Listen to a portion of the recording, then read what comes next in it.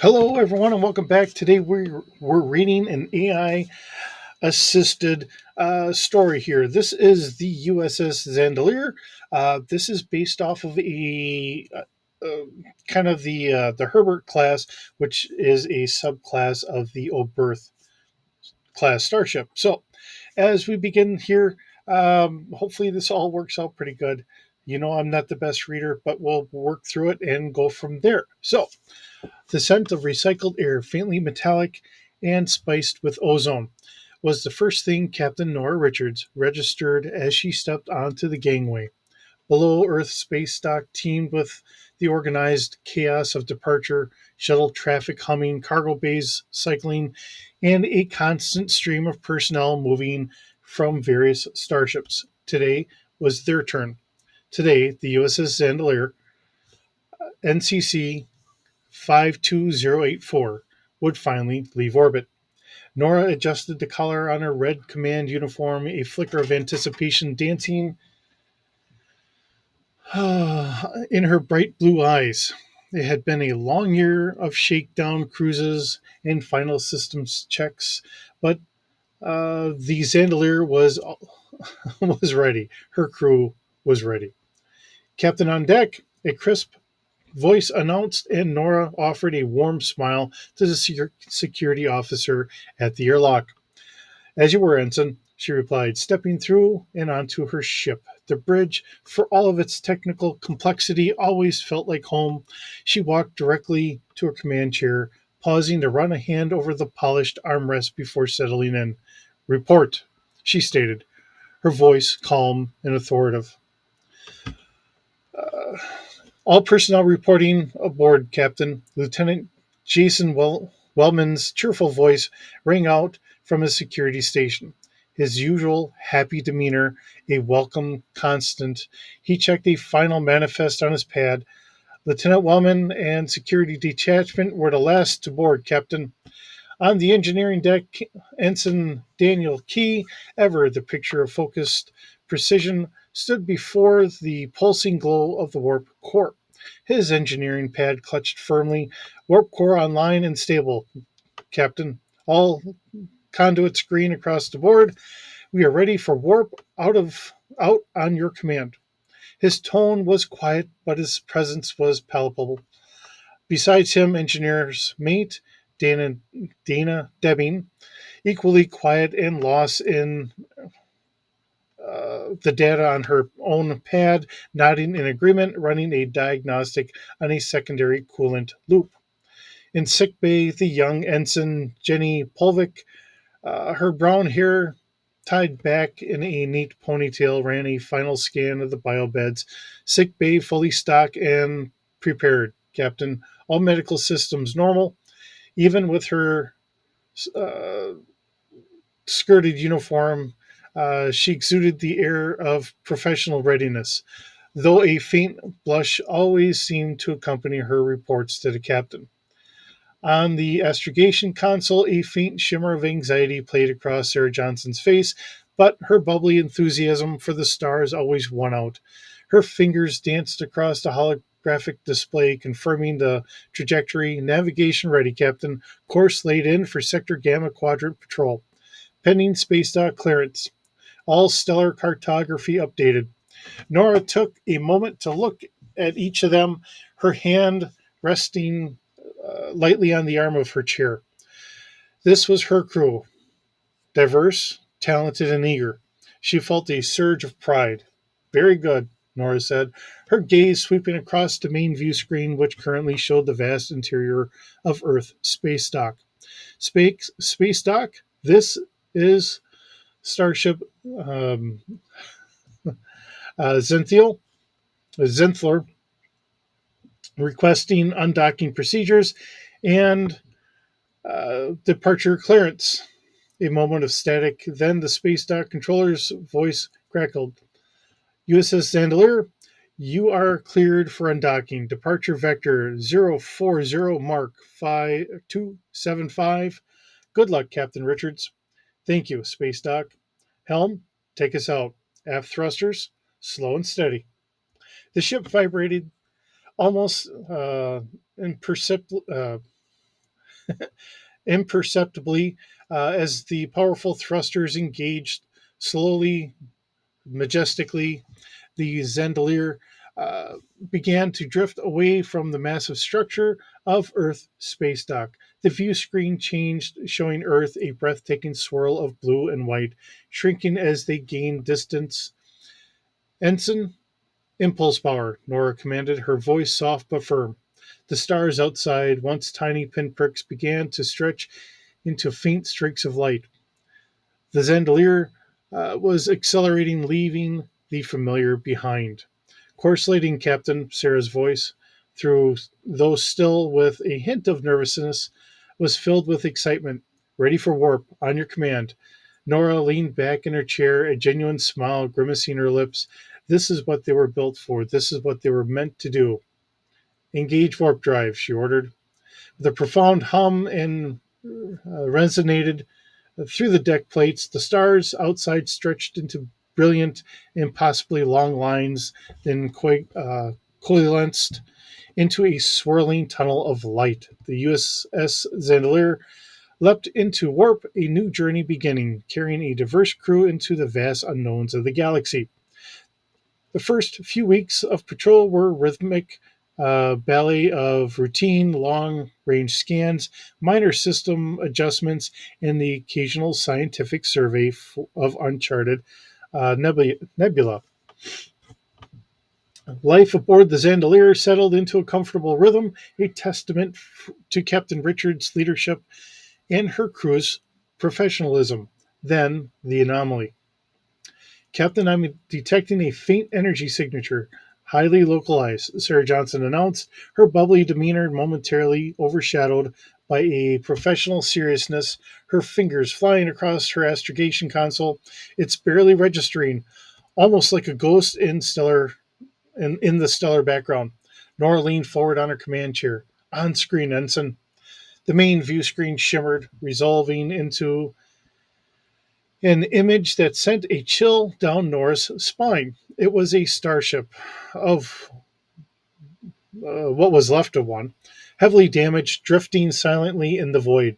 Its hull ripped open in places like torn parchment, sparks occasionally sputtering from exposed conduits. It was clearly not Starfleet.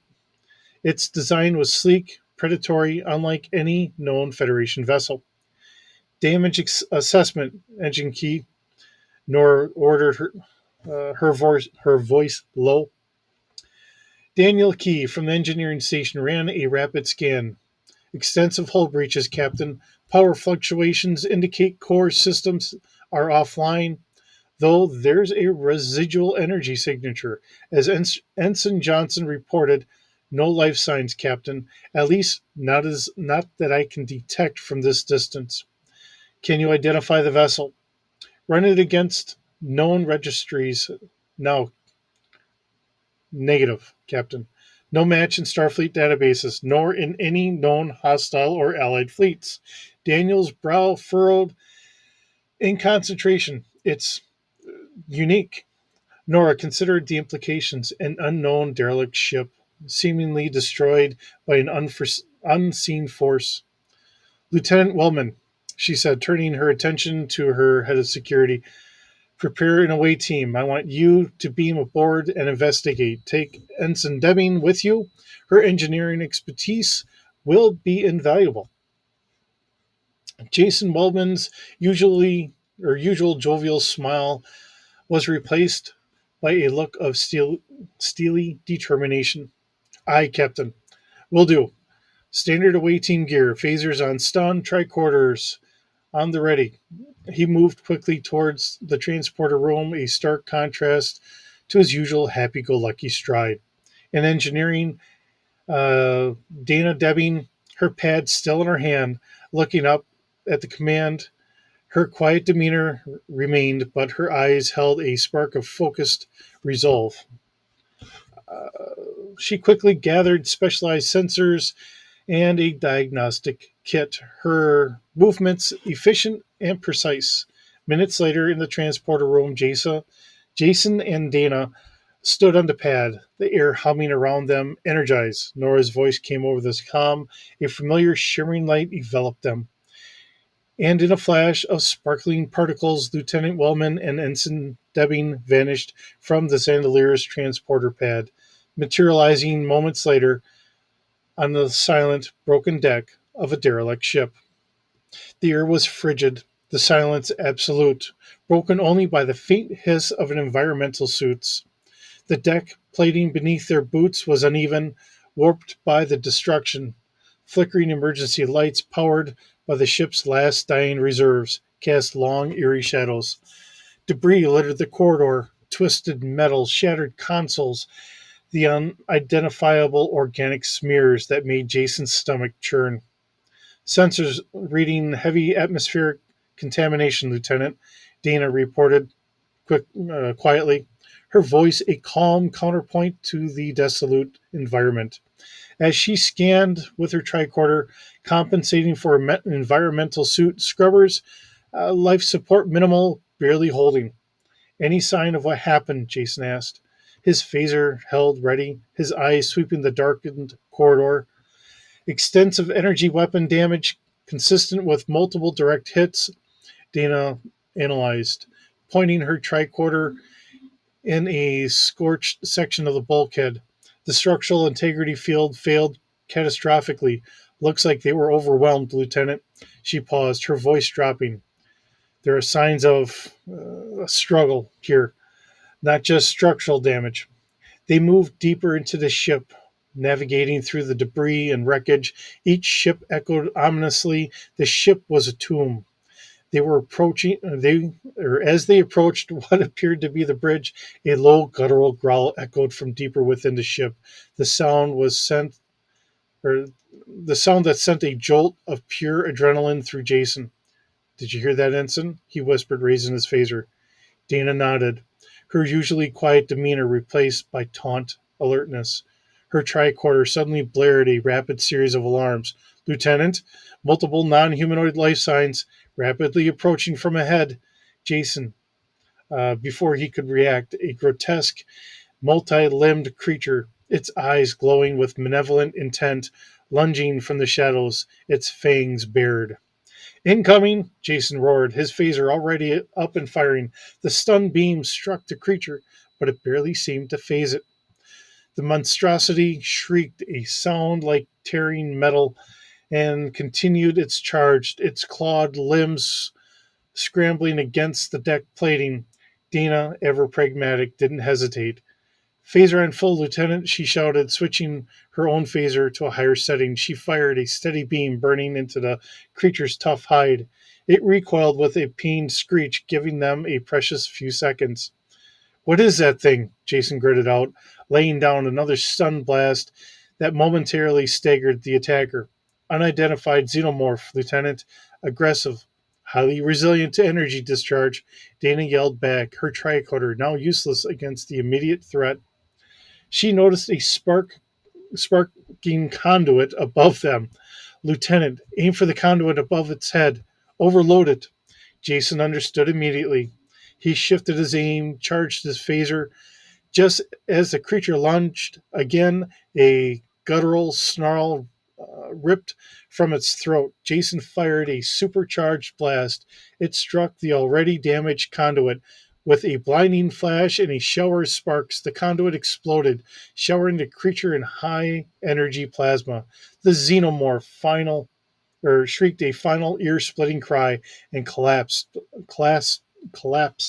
Yeesh, sorry, on the smoke or in a smoking heap. They stood panting for a moment in acrid smell of ozone and burnt flesh filling their helmets.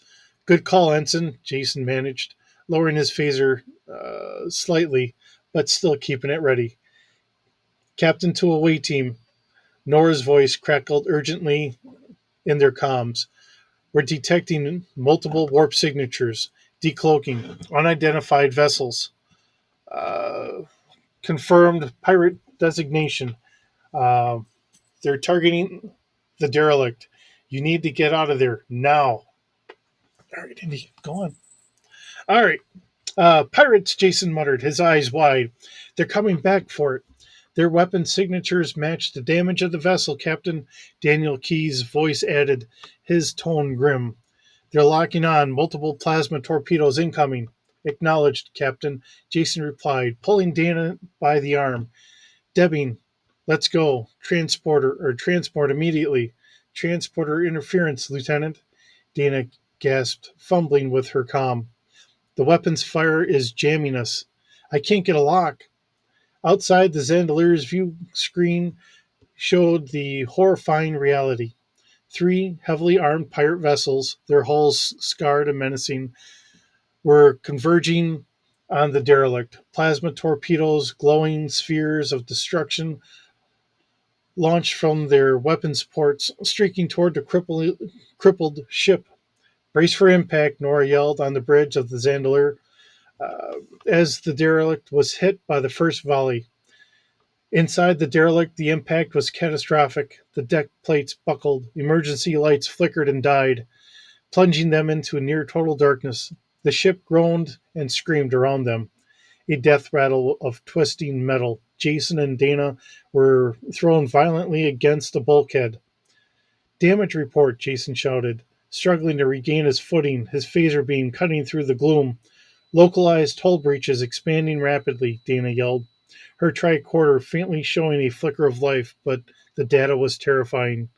Structural integrity failing. We're losing atmosphere on multiple decks.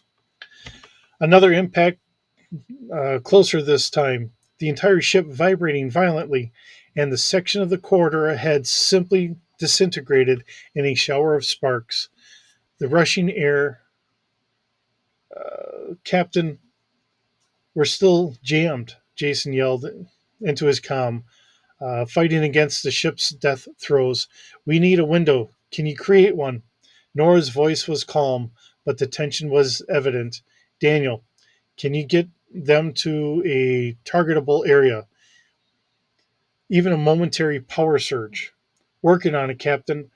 Their jamming field is too strong. I need a pinpoint weakness in their targeting harmonics.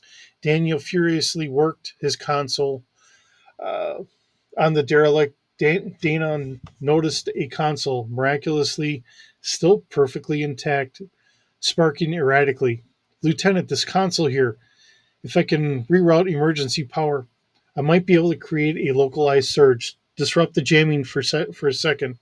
Do it, Jason commanded, covering her, his phaser still ready. He could hear the escalating whine of the pirate ship's weapons charging for a final annihilating blow.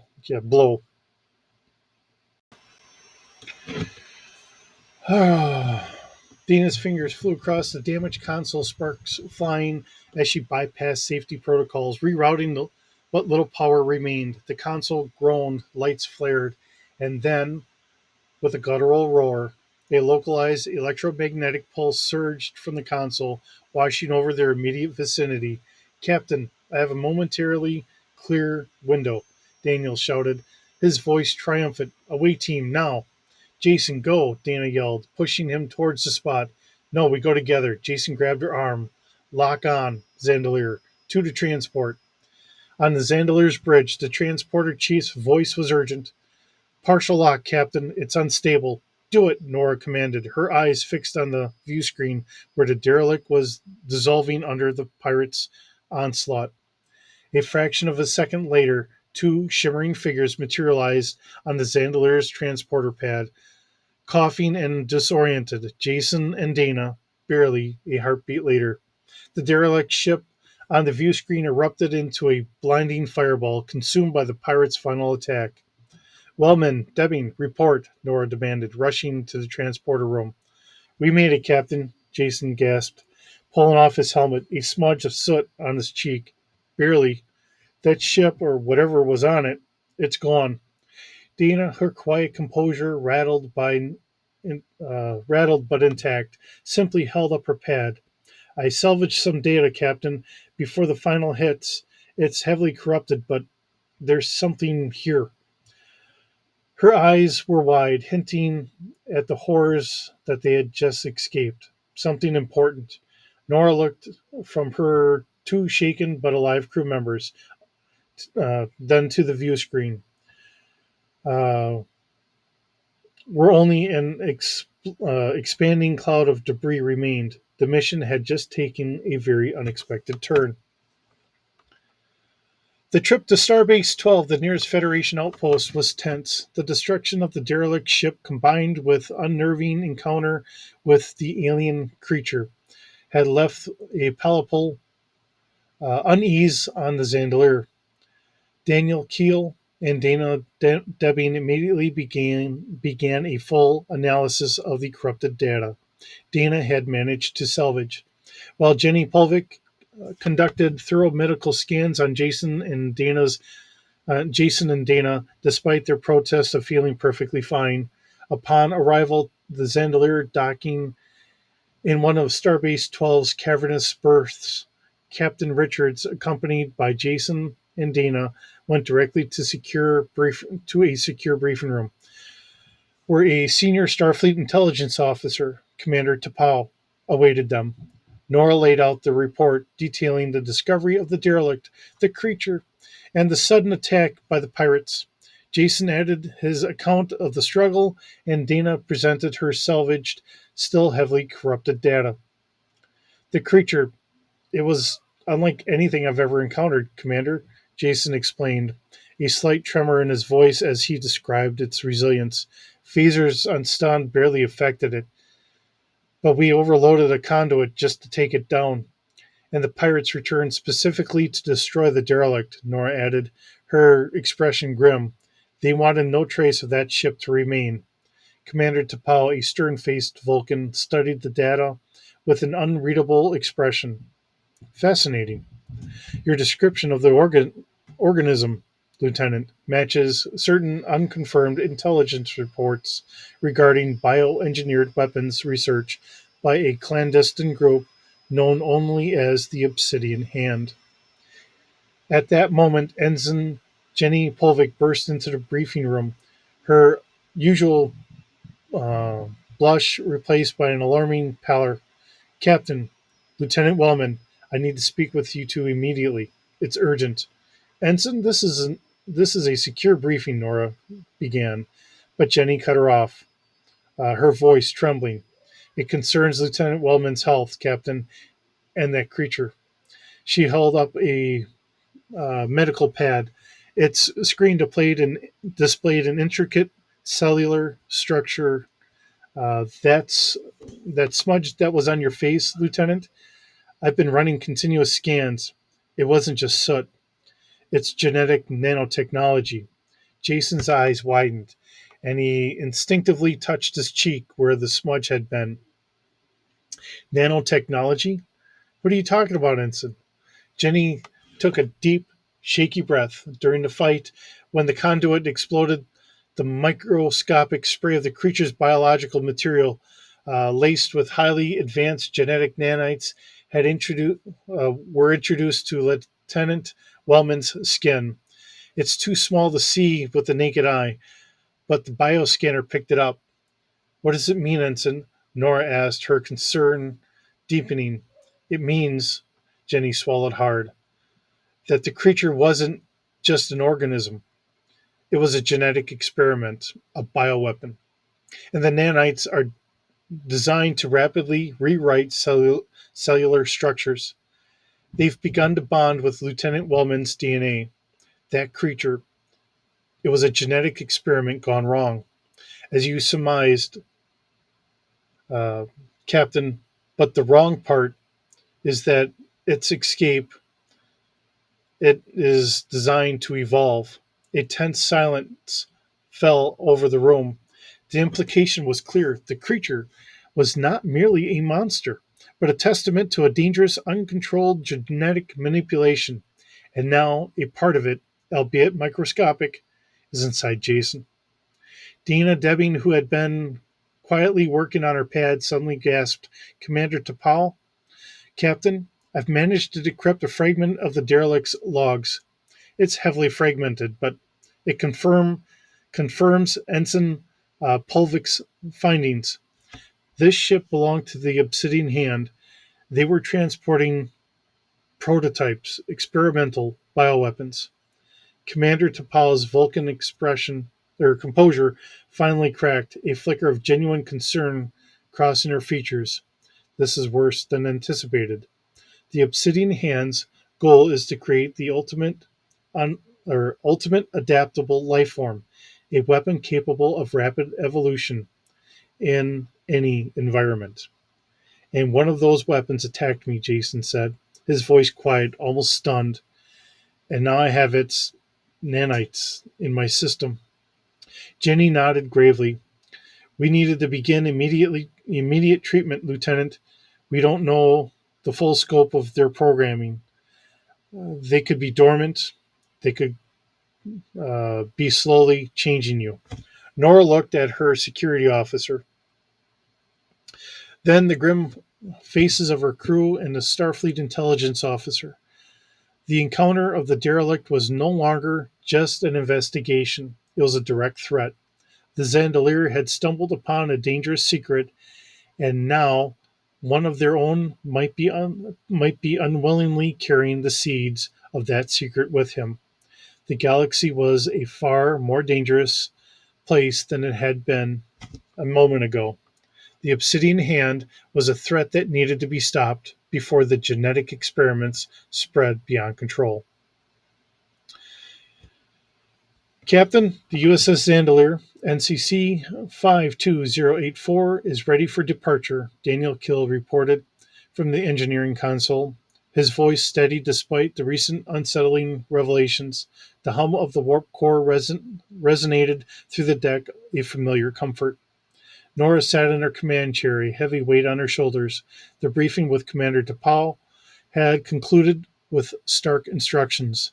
The Zandilar was to continue its scheduled supply run in the Outer Rim Federation space.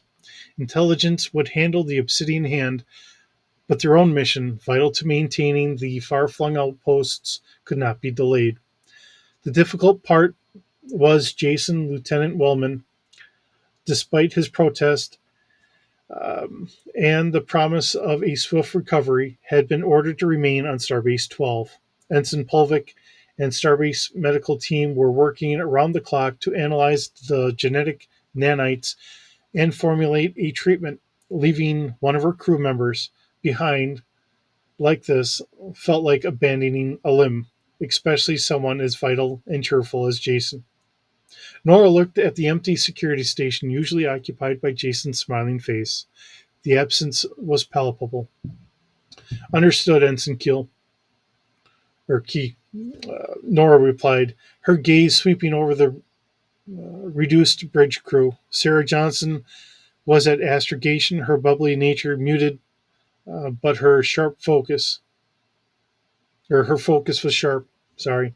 Dana Debbing stood ready at engineering's mate station, her pad already filled with diagnostic data for their next jump.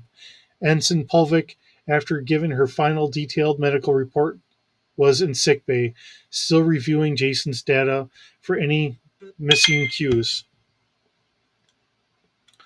any missing clues. Though she was technically available for bridge duty if needed, for now the bridge crew was just Nora, Daniel, and Sarah, with Dana in engineering. Ensign Johnson plotted a course for Starbase 18, maximum warp, when clear of traffic. Aye, Captain, Sarah responded, her fingers flying across the holographic star charts. Course laid in, all clear for departure from Starbase 12. The Zandilar vibrated gently as it undocked, slowly pulling away from the colossal starbase. On the view screen, the intricate lacework of the station grew smaller, eventually yielding to the vast, inky blackness punctuated by distant stars. Engage warp drive, Nora ordered, her voice firm, pushing away the lingering thoughts of Jason. They had a mission. With a familiar lurch, the stars elongated into streaks, then dissolved into a mesmerizing tunnel of warp space. The Zandilar was once again underway. The journey to Starbase 18 was uneventful. Perhaps, thankfully so. The crew performed their duties with meticulous precision, but the usual easy comrade. I'm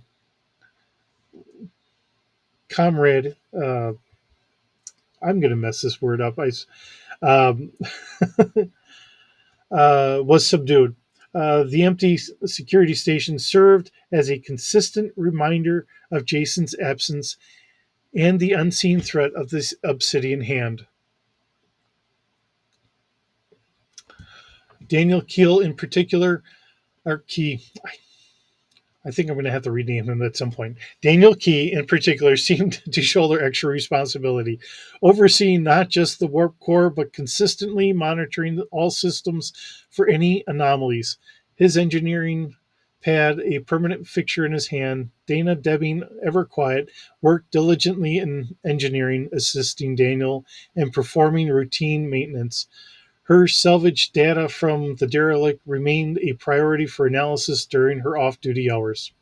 Sarah Johnson, usually prone to cheerful chatter, was more reserved, though her dedication for astrogation remained unwavering. She double checked every calculation, every star chart, determined to guide the Zandilar safely through space.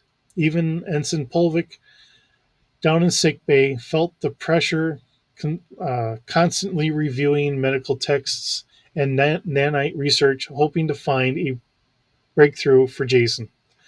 Upon reaching Starbase 18, the Zandilar delivered its vital cargo: supplies, scientific equipment, and personnel transfers. The Starbase commander, a gruff but efficient Andorian, seemed satisfied with the efficiency. But before they could depart for the next destination, a priority message arrived from Starfleet Intelligence. Commander T'Pol's face appeared on Nora's private comm screen. Her expression was unyielding as ever.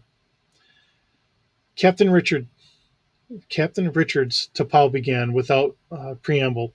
We have analyzed the nanites found in Lieutenant Wellman. Ensign Pulvik's initial assessment was correct. They were designed for rapid, adaptable genetic restructuring. Nora felt a cold knot in her stomach. And their purpose, Commander? To create a perfect infiltrator, T'Pol revealed. The nanites were programmed to mimic the genetic structure of any encountered species, effectively creating a Trojan horse in a host. Lieutenant Wellman is not just changing, Captain. He's being prepared. Nora gripped the armrest of her chair. Prepared for what? For activation, T'Pol stated, her eyes unwavering. The Obsidian Hand's bioagents are not just monsters, they are living weapons, capable of becoming anyone, anywhere. And a new, disturbing pattern of disappearances and unusual activity has begun to emerge at remote Federation outposts, particularly those that handle sensitive data or advanced technology. Are you saying Jason could be a threat? Nora asked, her voice barely a whisper. The idea was abhorrent. He is compromised, Captain, T'Pol confirmed. We believe the nanites require an external trigger for full activation, a specific frequency or signal. Until we understand it, he must remain isolated. Your crew's initial encounter was not accidental, Captain.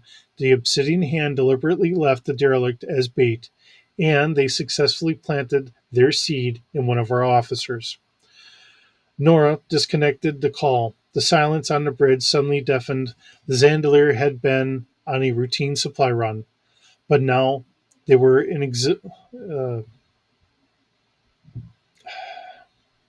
unfortunately linked to a shadowy conspiracy.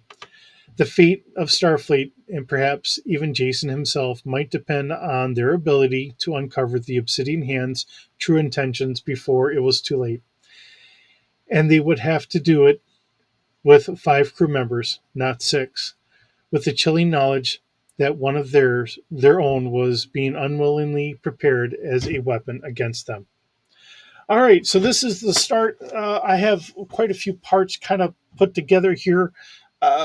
As we kind of go along, you'll notice at the beginning there's a little bit of discrepancies here, and as I'm trying to get everything, and it starts kind of flushing out a little bit better later on. This is supposed to be a Herbert class transport vessel. So we've covered that in our uh, kind of Star Trek uh, videos here. So it's supposed to have a crew of 6. We'll eventually expand a little bit on this. And I do have the ability to have transfer crew being housed in that on here as well. Um, we'll get through all of this. We'll just take one part at a time. I've got it, like I said, I've got a couple parts already done up. It's been fun making this. Hopefully, you guys find it, somewhat comical at times, and a good nod to how Star Trek kind of was. So, but from here, I'll end the video. We'll get on to the next one, and I will see you in the next one.